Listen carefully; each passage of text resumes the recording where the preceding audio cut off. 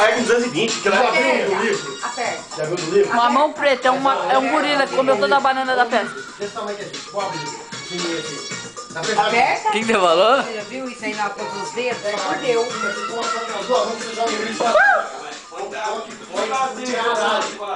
Como que é?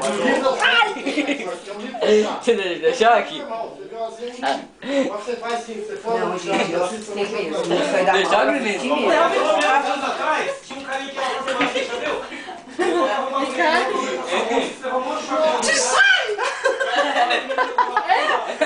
Ai, que susto! Se você fizer isso, O que vai acontecer? se você fizer isso, você não precisa falar comigo. Ai, que medo! Ai, não, eu tô pisando no chão! Que doida! Ô, Denis, deixa eu só um negócio. Você não tem a bateria disso aqui pra trocar? Não, tô falando, nós temos a bateria disso aqui pra trocar. Não mostra aqui onde troca a bateria. Mas é bateria? É. Você tá acostumado a abrir DVD, CD. Mas tem um lugarzinho aí que abre Não vai ela. abrir, não. Ah, mas tem que abrir. Mas eu vou filmar você, mas vai parecer só uma mancha, tá? Puta que pariu. Ai, Amor. o quê? Para, amor. Ô, vai. Peraí.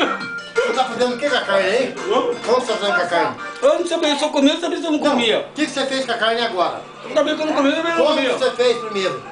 Ali, ó. Você fez assim, não foi? Você fez assim, não foi? Aqui. Que legal. Eu te deu Você mesmo, fez deu assim, mesmo? ó. Deu mesmo? Nossa, que lá onde foi parar, ó. Ai, manda ele Ô, Marco, no final da festa você limpa o chão. Nossa! Passou já? Passou, olha o cigarro no chão. Olha lá, ele limpou pra mim, porque a ideia foi dele, ó. A ideia de quem foi? Pô, quiser um chocolate mais já mais forte. Passa um negocinho, vai. Passou mesmo, Denis? Passou. Mas passou o quê? Choque. Passa, se eu pegar no seu, passa. Amor. Ele passou mesmo. Por isso que ela deu, eu não esperava aqui, né? Eu vou enfiar nele no lixão. Fica pedindo assim, você vai bater em mim também? Dá um tchauzinho. Amor,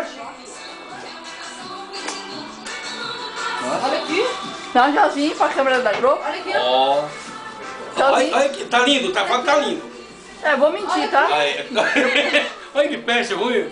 Ô, Juninho, Fala aí, ô descamisado. mas nós temos um serviço bom pra nós amanhã, tá? O quê?